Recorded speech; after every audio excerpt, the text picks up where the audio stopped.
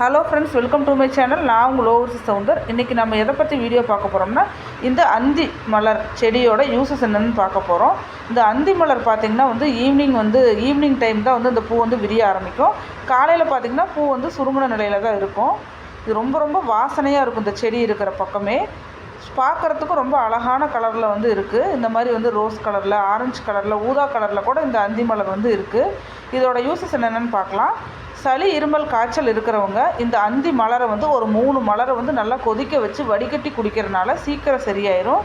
அடுத்தது கபம் உடலில் அதிகமாக இருக்கும்போது இந்த பூக்களை அதிகமாக பறித்து நல்லா கொதிக்க வச்சு ஆவி பிடிக்கும்போது சீக்கிரம் கபம் உடம்புல சரியாயிரும்.